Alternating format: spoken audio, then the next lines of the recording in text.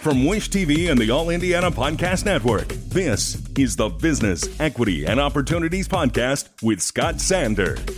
Welcome to the Business, Equity, and Opportunities Podcast. I'm Scott Sander. Today's pod is an exclusive extended edition with extra information and conversation beyond what you saw in our Sunday morning broadcast. Indiana's own Kris Key and Doninger are co-founders of PopCon Indy. They're on a mission to create an inclusive and safe environment where everyone can be themselves. They share with us their story and what it means on a very personal level.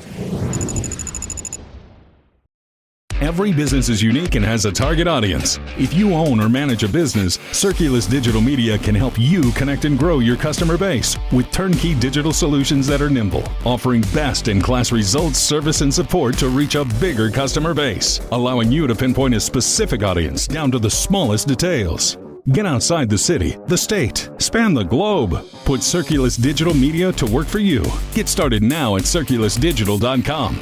That's circulusdigital.com. My name is Kris Key, and I am a co-owner of PopCon. We have been doing this 14 years now, since 2014. Well, yeah, close enough. Yeah, it's been a long time. Hopefully, we'll be doing it for a lot longer. Carl Doninger, other co-owner, and yeah, we started this in a pizza shop in 2012, first event in 2014. We've been going strong for 12 years since. Well, how did you guys get together in the beginning? Well, we both went to IU. Carl is really good friends, if not best friends, with my brother, and they still are huge Gen Con people and have helped with Gen Con. And I think that's kind of what got the ball rolling. Yeah. And we, his kids went to school with an original founder's kids that owns comicspriceguide.com, and they wanted to start a comic book convention. Ryan and I, his brother, wanted to start a tabletop gaming convention, and we met over that pizza lunch and came up with PopCon right there. So we're neither a comic book convention nor a gaming convention. We're both of those things plus everything else now. And then Sean, another guy that worked for Comic Price Guide, said you guys should look into YouTube. It's going to be big. Who'd have guessed? Right? Well, so you started it, but when did you have that light bulb moment when you looked at each other and go, we might have something here? That was well, we were kind of forced, honestly. So we weren't going to have our first event until 2015, but a competitor of ours that shall go unnamed came in and stepped into our territory from Florida. And so we hurry up and got a contract from the convention center and hotels and put on our first event in 2014. Yeah, I would say it wasn't a light bulb. It was probably more of a candle. Yeah. So getting into large events, so convention center-sized events, if you're not from that world, you don't know what you don't know. And that first year, which went incredibly well operationally, we learned a lot.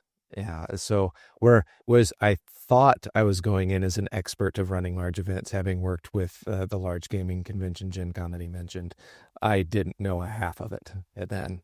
We do now. Yeah. And luckily there were 8 owners. So we all wore different hats. So we all were playing different roles. And had we not had all 8, I don't think we would have survived year 1. No. So. Well, the combination of the comic books and the board games, comic books and board games just shot off like a lamb. They've always been around for a very long time.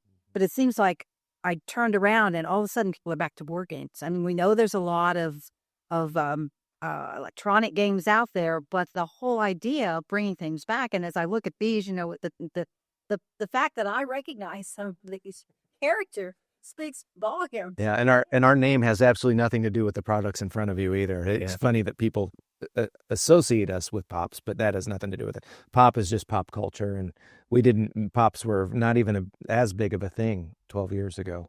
But tabletop gaming really exploded during COVID. people and video games. There was a complete resurgence.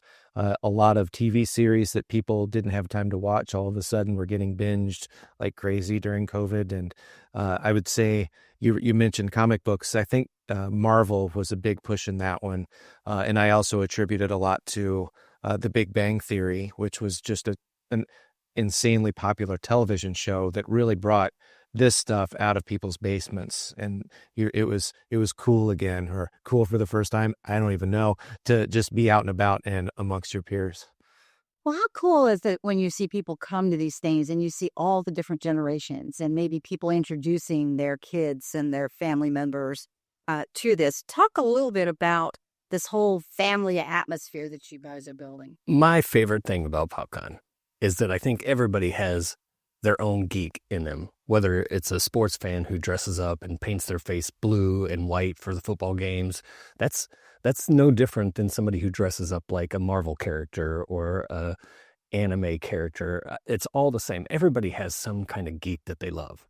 And the great thing about PopCon is that we bring a little bit of all of those things to our fan base. And so your kid might be into anime, you might be into Bosch, the TV show, somebody else might be into shopping for art, and you can do all of those at PopCon. That's my favorite thing about it. I enjoy seeing how happy people are at our event, and I go out of my way to find the awkward parents in the corner that their kids have drugged them there over the years. And it's always a different parent, and I'll tell you why. Because once I talk to them and I explain, their kid is off meeting the Deadpool voice actor or whatever, the Teenage Mutant Ninja Turtles, but the parent doesn't realize everything that we have for them at the show. With this year, we have world-class magicians and bot battles and International Film Festival. Yeah, we have an entire film festival. But it's funny that it's the parents that light up when I start telling them the other things that they didn't even realize was happening simultaneously, and that their kid is safe. They can go do what they need to do when they're in the convention center. And then it's the parent that I see the next year and not necessarily the kid. And it's amazing to me that they come up and say, "Thank you for introducing us to this." And now I'm trying not to cry, because it's the happiness that it's just so much fun. PopCon is all just about fun. We want everybody to be able to enjoy it. Yeah, absolutely. I mean, and like Carl was saying, to allow the family to feel safe, to allow somebody who doesn't get to feel like they're themselves 362 days of the year. Yeah, they get to be themselves at PopCon. We attract all socioeconomic backgrounds, all political leanings, all education levels. And when they're all under the same roof of PopCon, all that's just thrown out of the window, and everybody's just there to have a good time. You can identify with somebody that allows you to believe that you can be a superhero or they can achieve things. How does that reflect in what you're seeing out there? Just walking in, you're going to see all the vendors and the artists and the celebrities, whether it be voice actor, internet, screen actor. We have so many opportunities to learn and exist. You can't really walk 10 feet at PopCon without something new to experience and see and touch.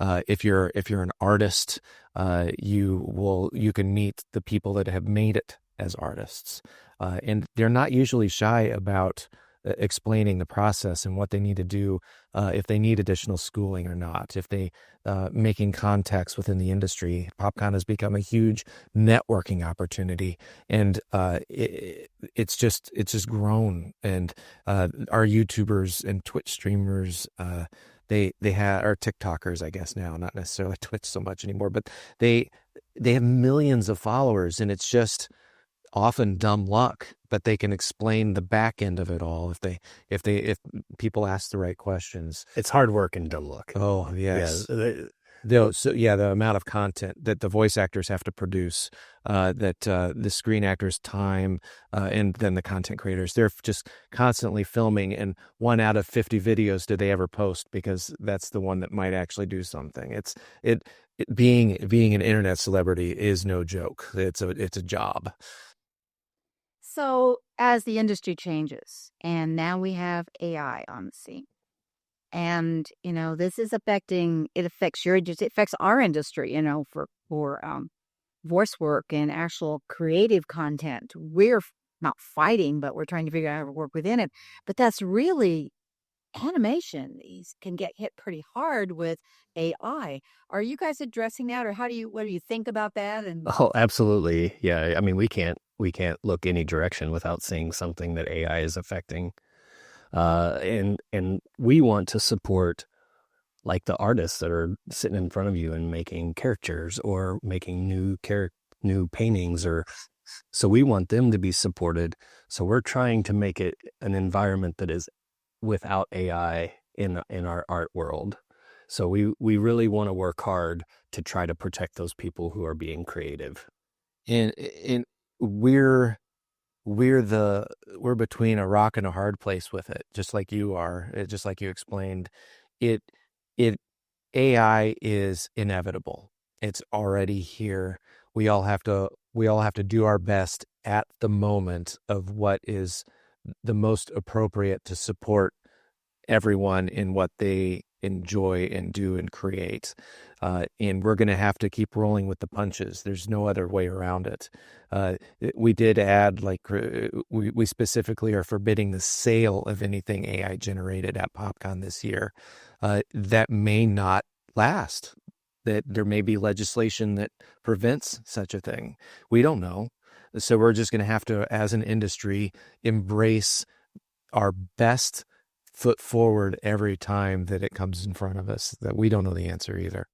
And we are constantly changing. I mean, if you look at our PopCon year 1 to PopCon now, I don't think either one of us could have mapped what it looks like now. No. We didn't, but this is what our fans are asking for. Our fans love anime, so we're bringing them more anime.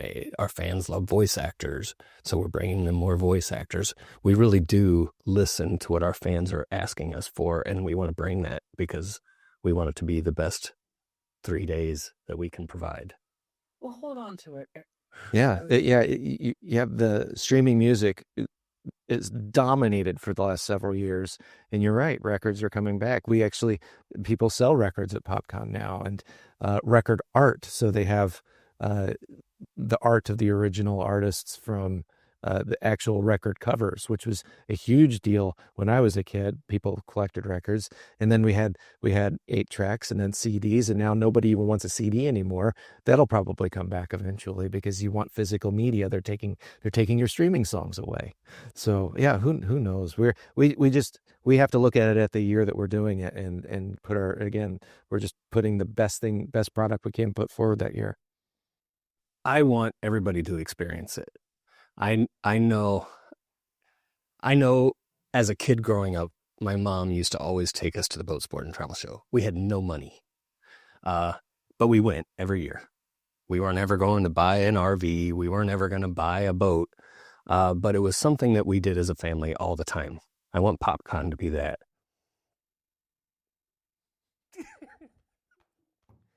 I knew I was going to get you. And he's exactly right. We get attendees from all 50 states. We get several countries in attendance. Our International Film Festival, I think, has 14 countries represented this year, but it's really designed for Central Indiana, and that's we can handle everyone by the thousands, but you have to show up to experience it so that you realize how cool of an event. There is no event. There's no boat sport travel show. There is no Gen Con. There is no Indy 500. There is no marathon. There's nothing out there that has everything under one roof for 3 days like PopCon does. Not even in the country. I don't even know other events that match the quantity of opportunities that we put forward. And the feeling of the support that you get. So if you feel a little awkward in some communities, you shouldn't feel awkward at PopCon. If you have social anxiety, we have spaces that you can go to so you can feel better and then go back out when you want to.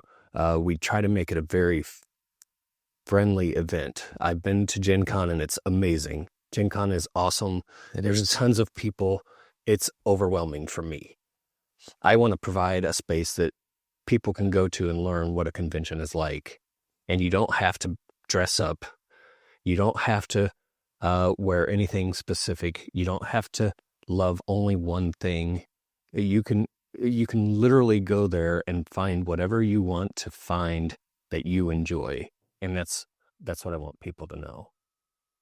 Yeah, well, PopCon Nation, we've always had fun. We are recently officially federally trademarked, so no one else can be PopCon. We're pretty proud of that. That was a hard fought battle. Yeah. There's a lot of competition in our marketplace, but yeah, we got federally registered. That's pretty cool. But yeah, PopCon Nation on all the socials.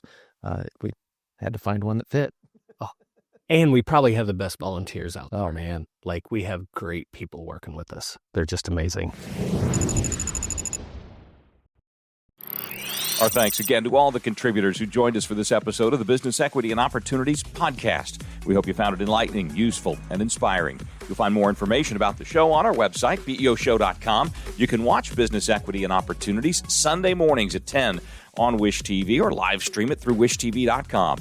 Each week we provide 7 full segments with topics ranging from how to get started and how to access capital to the day-to-day running of your business and questions about accounting and bookkeeping. We feature business news and trends and always share a success story from one of our contributors.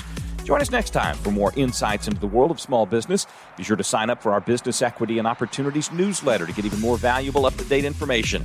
And if you have any questions or you'd like to be part of our show, please email us. The address is beo@wishtv.com. We'd love to hear from you.